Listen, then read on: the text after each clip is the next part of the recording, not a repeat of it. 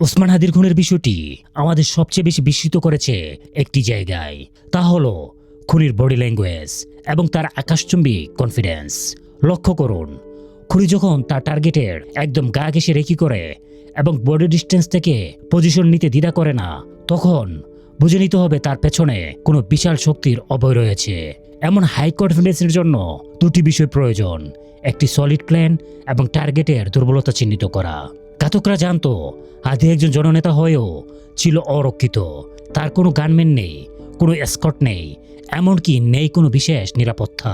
এই দুর্বলতাকে পুঁজি করে পেশাদার খুনিরা দিনের পর দিন তার আশেপাশে ঘুরে সময় নিয়ে এই অপারেশনটি সফল করেছে। এটি রাগের মাথায় কোনো খুন নয়, এটি অত্যন্ত যত্নে তৈরি করা একটি মরণ ফাঁদ। আমি উন্মাদ, আমি ঝঞ্ঝা, আমি ভীতিয়ে দরিদ্রের বলবীর চির উন্নত মানুষের। খুনির এই সাহসের উৎস কোথায়? এরও তো লুকিয়ে আছে আমাদের পচে যাওয়া বিচার ব্যবস্থায়। খুনি ফয়সাল করিম মাসুদ চিহ্নিত আওয়ামী সন্ত্রাসী।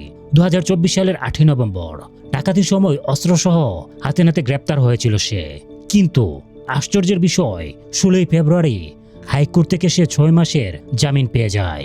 এমনকি দ্বিতীয়বার জামিন আবেদনের পর তাকে আবারও মুক্তি দেওয়া হয়। এই জায়গায় এসে আমাদের একটু থামা উচিত।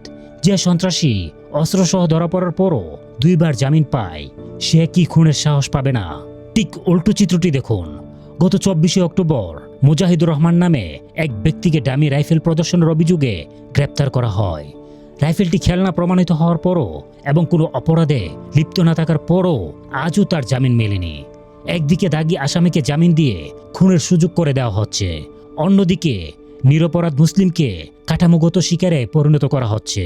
আকাশ থেকে প্যারাশুট নিয়ে 1000বার জাপ দিলেও এই নগ্ন বাস্তবতা বদলাবে না। কোনো একটা বুলেট এসে আমার বুকটা হয়তো বিদ্ধ করে দিয়েছে এবং সেই মিছিলে আমি হাসতে হাসতে আমি শহীদ হয়ে গেছি। হাসিনা পালিয়ে গেছে ঠিকই, কিন্তু তার তৈরি করা ফ্যাসিস্ট কাঠামোর প্রায় পুরোটাই সলিডভাবে দাঁড়িয়ে আছে। রাজনৈতিক কমন সেন্স বড় অদ্ভুত জিনিস। এখানে স্বার্থই শেষ কথা। হাসিনা পালানোর পর সিস্টেমের বিহিত না করে বরং সিস্টেম থেকে কিভাবে সুবিধা নেওয়া যায় সেই হিসাব নিকাশে চলল। টাকা গুনে গুনে আওয়ামী সন্ত্রাসীদের সেফ এক্সিট করে দেওয়া হলো। আর এই খেলার ফাঁকে জীবন দিতে শুরু করলো জুলাইয়ের যোদ্ধারা। হাদির গুলিবিদ্ধ হওয়ার রেশ কাটতে না কাটতেই উত্তরায় দুজনকে কুপিয়ে জখম করা হয়েছে। বাস্তবতা লিখে নিন, কেউ আপনার জন্য নয়। রাজনীতিতে সবাই নিজের প্রভু ঠিক করে নিয়েছে। বর্তমান কাঠামো বা প্রচলিত আইন আপনাকে সুরক্ষা দিতে পারবে না, তা আপনি ওসমানের সমর্থক হন আর সাধারণ নাগরিক। আমাদের পররাষ্ট্র উপদেষ্টা খুদ স্বীকার করেছেন, বিশ্বে একমাত্র বাংলাদেশ ভারত সীমান্তে যুদ্ধ ছাড়াই মানুষকে গুলি করে হত্যা করা হয়। কিন্তু সবচেয়ে লজ্জার বিষয় হচ্ছে তিনি বলেছেন এর আপাতত কোনো সমাধান নেই। অর্থাৎ তিনি বা এই রাষ্ট্র আপনাকে ভারতের বুলেটের মুখ থেকে সুরক্ষা দেওয়ার সামর্থ্য রাখে না। অন্যদিকে আফগান পাক সীমান্তে পাকিস্তান যখন বম্বিং করে আফগানিস্তান পাল্টা হুঙ্কার দেয়, এর মূল্য পরিশোধ করতে হবে। নিজেদের জনগণকে সুরক্ষা দিতে না পেরে আমাদের উপদেষ্টা সাহেব যখন জাতিসংঘে গিয়ে আফগান নারী শিশুদের অধিকার নিয়ে নসিহত করেন, তখন একই বলা হয় পিওর ডিসগ্রেস বা চূড়ান্ত অপমান। যে সিস্টেম তার এজেন্ডা অনুযায়ী আপনার নিরাপত্তা নষ্ট করে, সেই সিস্টেমই আজ আপনার বড় হুমকি।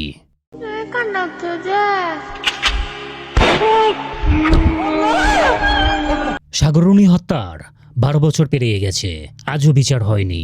হাদির খুনিরাও কি এভাবে বিচারের বাইরে থাকবে? আমরা যদি এই ফ্যাসিস্ট সিস্টেমকে চ্যালেঞ্জ না করতে পারি, তবে হাহাকার আরো বাড়বে। জুলাই যেভাবে জনগণ সিস্টেমকে নতজানু করেছিল, আজ আবারও তা করতে হবে। আর এই গুণে ধরা সিস্টেমের বিকল্প কেবল একটি, তা হলো ইসলামী ইনসাফ ভিত্তিক সমাজ।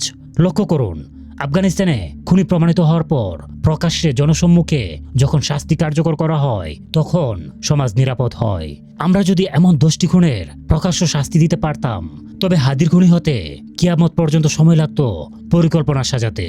আমাদের সমস্যা কোথায় এবং সমাধান কি, আল্লাহ তা আল কোরআনে লিখে দিয়েছেন। এরপর পছন্দ আপনার, কারণ মনে রাখবেন, উপদেশ বা রিমাইন্ডারেরও কিন্তু একটি মেয়াদ থাকে। Choice is yours. Remember, even a reminder expires.